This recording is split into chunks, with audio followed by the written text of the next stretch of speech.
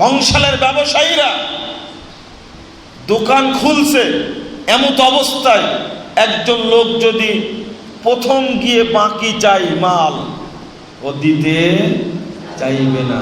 কেন বলেন তো? বউনি হয়নি তাই। বলেন তোর ইমান আছে নাকি? না। ও এখানে বলছেন নাই, কালকে বাস্তবায়ন করবেন। জমা কলা খাওয়ার সময় মনে হয় যদি বইয়ের জমা সন্তান হয়, জমা কলা বুঝেন না, জট কলা বলে, কে বলে যমজ কলা একসঙ্গে লাগানো থাকে। এই কলা খাওয়ার সময় আপনার হৃদয়ে ধারণা হয় যে বইয়ের যদি, স্ত্রীর যদি সন্তান হয় দুইটা একবারে, তাহলে তো মুসিবত। জমা কলার পাওয়ার কত, পাওয়ারই আলাদা।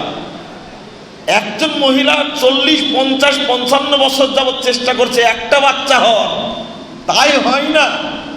আর জমা কলা খেলে নাকি জমা সন্তান হয়। এই আকীদা যদি ভিতরে থাকে, বলে ওর ঈমান আছে? ওর ঈমান নাই, তো তাওহীদ তার মধ্যে নাই। আগে তাওহীদটা ঠিক করুন, ইখলাসটা ঠিক করুন, আকীদাটাকে বিশুদ্ধ করুন। রাসূল মুহাম্মদ সাল্লাল্লাহু আলাইহি সাল্লাম মুআজ বিন জাবালকে পাঠাচ্ছিলেন ইয়ামানে। 7273 নম্বর হাদিস সহিহ বুখারীর মধ্যে এসেছে, কিতাবুত তাওহীদের মধ্যে হাদিসটা আসছে। রাসূল সাল্লাল্লাহু আলাইহি সাল্লাম বলছেন, ইন্নাকা তাকদামু আলা কওমিন মিন আহলিল কিতাব। ও মুআজ, তুমি যাচ্ছ ইয়ামানে, এই দেশটা হলো ইহুদি খ্রিস্টানদের দেশ, তুমি যাচ্ছ এইদিকে। ফালইয়াকুন আউওয়ালা মা তাদউহুম ইলা আইয়ুহিদুল্লাহ তাআলা, তুমি যাচ্ছ তাদেরকে প্রথম দাওয়াত দিবে তাওহীদের, তারা যেন এক আল্লাহর তাওহীদকে মেনে নেয়।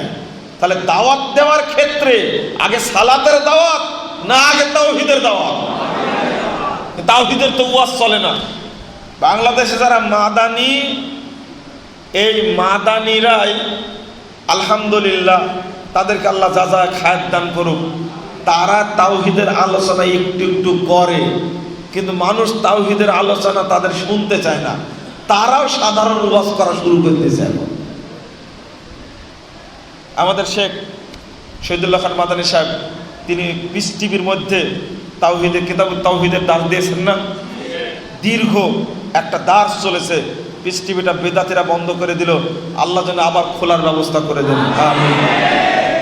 তার চেয়ে আরো উন্নত মানের হতে পারে, পারে না? আরো উন্নত মানের হতে পারে, ইনশাল্লাহ হবে। আমি পরে বলছি এটা। তো আগে তাওহীদের দাওয়াতটা দেওয়ার চেষ্টা করুন। আল্লাহ রাসূল সাল্লাল্লাহু আলাইহি ওয়াসাল্লাম বলছেন, শুনো, ফালইয়াকুন আউওয়ালা মা তাদউহুম, তুই প্রথম তাদেরকে ডাকবে যেদিকে, সেটা কি?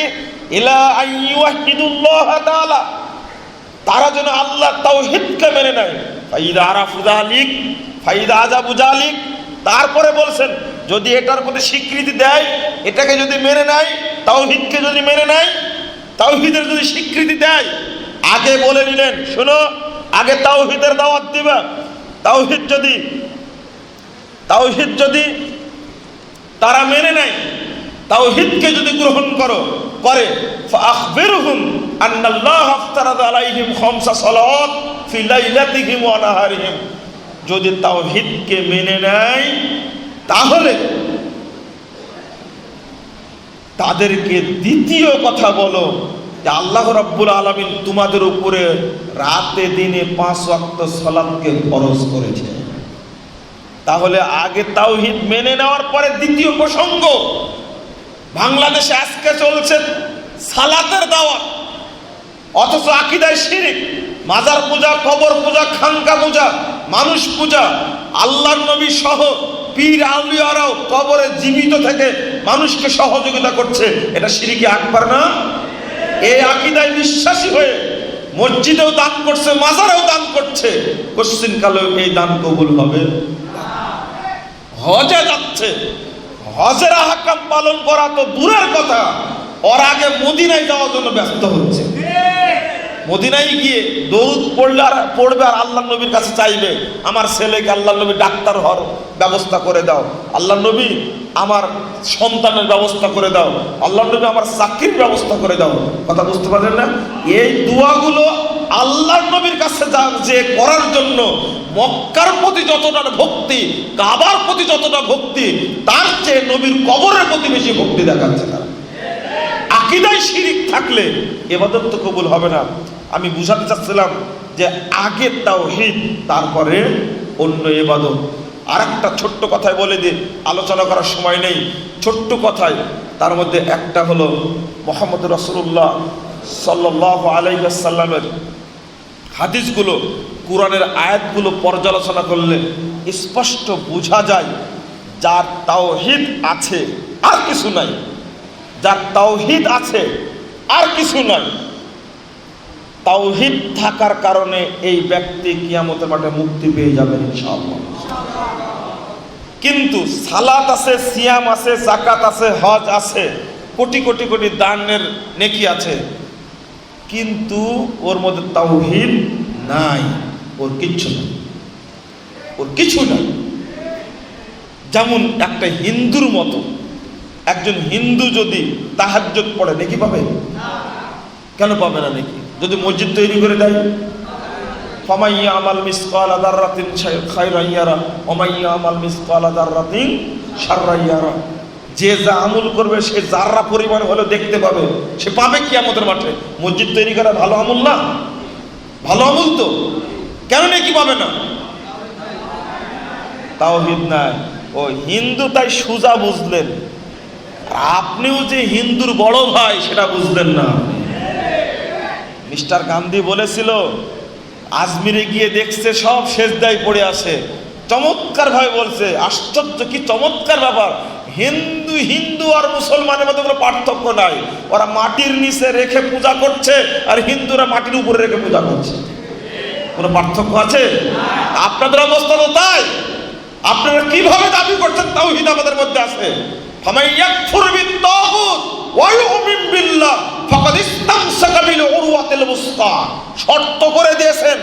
ফামান ইয়াকফুর বিত-তাগুত, যে ব্যক্তি তাগুতকে অস্বীকার করবে, তাগুতকে বর্জন করবে, যাবতীয় মাবুদ, ধর্মের নামে হোক, রাজনীতির নামে হোক, আর অর্থনীতির নামে হোক, মতবাদের নামে হোক, যত মাবুদ রয়েছে সমস্ত মাবুদকে, দর্শনকে, থিওরিকে, মতবাদকে, ইজমকে, মাযহাবকে, তরিকাকে কবর দিয়ে অস্বীকার করে আগে কাফের হতে হবে, ওয়া ইউমিন বিল্লাহ, তারপরে আল্লাহর প্রতি ঈমান আনতে হবে।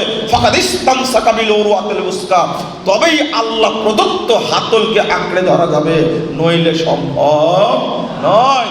আমি ওই কথাটা বারবার বলি, মুসা আলাইহিস সালামের উপরে তাওরাত নাজিল হয়েছিল, ঈসা আলাইহিস সালামের উপরে ইনজিল নাজিল হয়েছিল।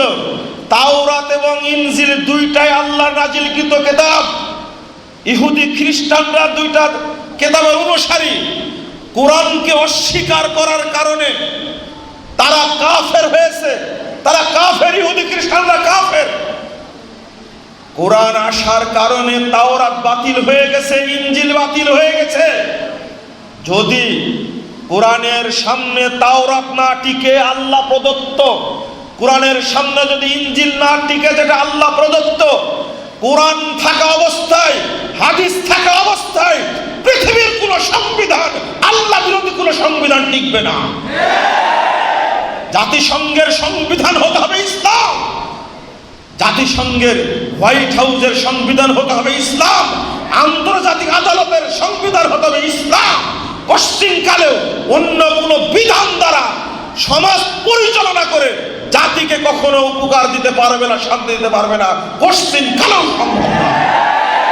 এই কথা বলে গেছেন 1948 সালে, 1942 সালে বলে গেছেন জর্জ বার্নার্ড শ, আগেই বলে গেছেন। ও আমেরিকাবাসী, রাজ্যসভায় ভাষণ দিতে গিয়ে বলছেন, শুনে রাখো, I believe if a man like Muhammad, while placing on the dictatorship of modern world, he would succeed in solving this problem in a way that would bring much needed peace and happiness. শুনে রাখো হে আমেরিকাবাসী, দুইটা বিশ্বযুদ্ধ চলে গেছে, পৃথিবীকে শান্তি দিতে পারেনি। আমি বিশ্বাস করি মুহাম্মাদের মতো একজন ব্যক্তি বর্তমান পৃথিবীর দায়িত্ব গ্রহণ যদি যদি করতে পারতেন, সমস্ত অনাচার অত্যাচার দুর্নীতিকে উৎখাত করে দিয়ে গোটা পৃথিবীতে সুখ এবং শান্তির বন্যা বয়ে দিতে পারতেন। মুহাম্মাদের দিনই আবার নিয়ে আসতে হবে, সমস্ত দিন বাতিল করে দিয়ে, সমস্ত ধর্ম বাতিল করে দিয়ে মুহাম্মদ রাসূলুল্লাহ সাল্লাল্লাহু আলাইহি ওয়াসাল্লাম প্রদত্ত অভ্রান্ত সত্যের চূড়ান্ত উৎস পবিত্র কোরআন এবং সহিহ হাদিস যেদিন বেরিয়ে দিতে পারবে, সেই দিন ইসলাম বিজয় ঘটবে, অন্যথা সম্ভব নয়।